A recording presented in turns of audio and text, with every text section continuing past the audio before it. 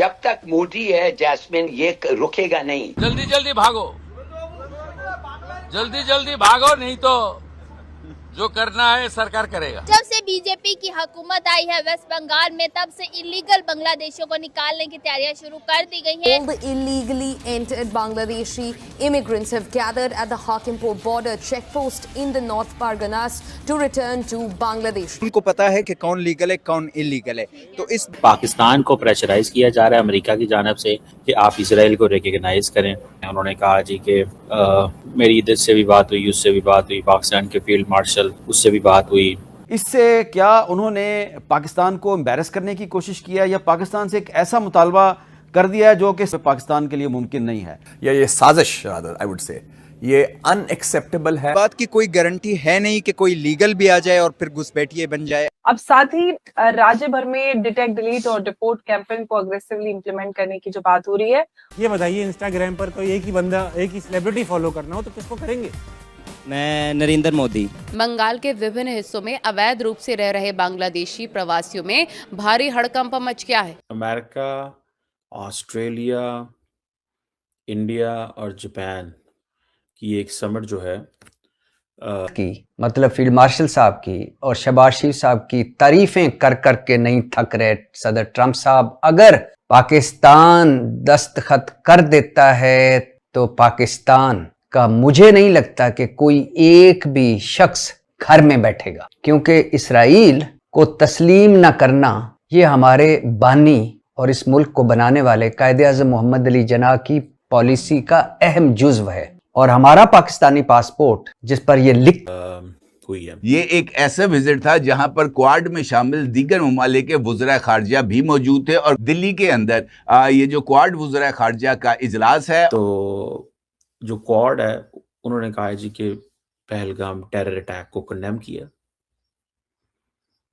ठीक है जी, तो ये कहेंगे अपने पीएम को कि भाई इनका टाइम वेस्ट ना करो, क्योंकि पहले हमने करके देख लिया हुआ है, ये सक्के नहीं है बंगाली। वेस्ट बंगाल में एक ऐसा फैसला हुआ है जो सिर्फ राज्य की सियासत नहीं बल्कि पूरे भारत है उसके बॉर्डर बांग्लादेशी है वो वेस्ट बंगाल ना आ सके। अब साथ ही राज्य भर में डिटेक्ट, डिलीट और डिपोर्ट कैंपेन को अग्रेसिवली इंप्लीमेंट करने की जो बात हो रही है, जो सीएम शुवेंदु अधिकारी जी ने खुद इसको अपने बयान में कहा था। लेकिन सवाल सिर्फ इतना नहीं है, ये है कि सवाल कि कितने लोग पकड़े गए हैं। असली सवाल ये है कि अगर इन्फिल्ट्रेशन इतने सालों से हो रहा था तो इसकी पॉलिटिकल, एडमिनिस्ट्रेटिव और डेमोग्राफिक जो कॉस्ट है वो किसने चुकाई? क्या बंगाल की जो पॉलिटिक्स है अब बॉर्डर सिक्योरिटी के मुद्दे पर पूरी तरह से रिडिफाइन होने वाली? संदीप जी, अब जब से बंगाल में बीजेपी की सरकार बनी है तो लगातार वहां पर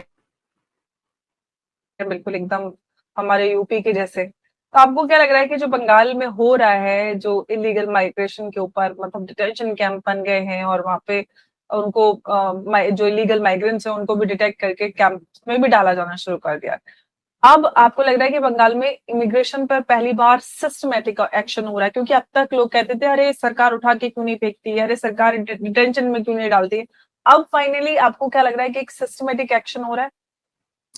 अंबर जी, हम लोग इसको इमिग्रेशन इलीगल मतलब कुछ भी कोई भी नाम दे सकते हैं, बांग्लादेशी, और लोग जो कह रहे हैं कि अरे क्यों नहीं बाहर फेंकते हो, दिस दैट, अल्टीमेटली यह एक इस्लामिक आक्रमण है भारत पर, भारत की सभ्यता पर, जो कि होता आया है और पश्चिम से नहीं हुआ, 47 के बाद पूरब से हुआ है। जब सोहरावर्दी और आपके ये शेख मुजीबुर रहमान ने मिलकर, और उनका सबसे बड़ा जो समर्थक था वह ज्योति बसु था। जब सोहरावर्दी और शेख मुजीबुर रहमान बैठ के हिंदुओं को कटवा रहे थे 1947 में direct action to the Muslim world, तो इसका ये मतलब है कि प्री प्लानिंग।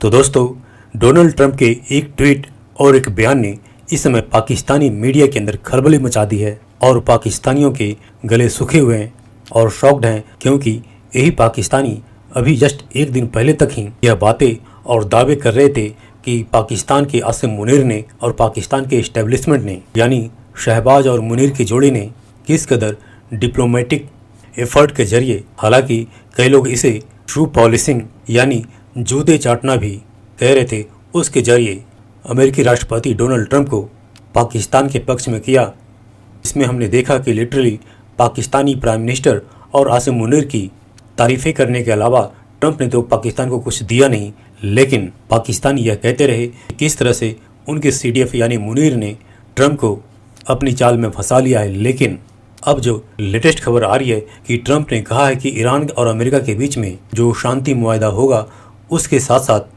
एक नई साजिश, एक नई कोशिश प्रेसिडेंट ट्रंप की तरफ से। तो सदर ट्रंप अब खुलकर मैदान में आ गए हैं और बिल्ली थैले से बाहर आ गई है। सदर ट्रंप चाहते हैं कि यूं ही अमेरिका ईरान का कोई मुआहदा हो तो साथ ही अब्राहम अकॉर्ड भी साइन हो जाए, और यही नहीं पाकिस्तान भी दस्तखत करे।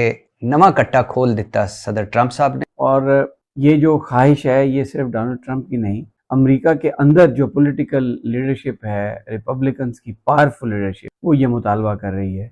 और अगर ये नहीं किया गया तो फिर उसके नतीजे में जो मुल्क मेरी ये बात नहीं मानेंगे उसके साथ हमारे तल्लुकात जो हैं उन पर ये संगीन असरात पड़ेंगे। तो क्या इस वक्त लिखा है कि सिवाय इसराइल के बाकी हर जगह ये पासपोर्ट चल सकता है, कारआमद है, और हम बहसियत कौम पश्चिम बंगाल में अवैध बांग्लादेश घुसपैठ को लेकर बड़ा एक्शन शुरू हो चुका है। हाकिमपुर बॉर्डर चेक पोस्ट पर बड़ी संख्या में कथित अवैध बांग्लादेशी नागरिकों को वापस भेजने की तैयारी की जा रही है।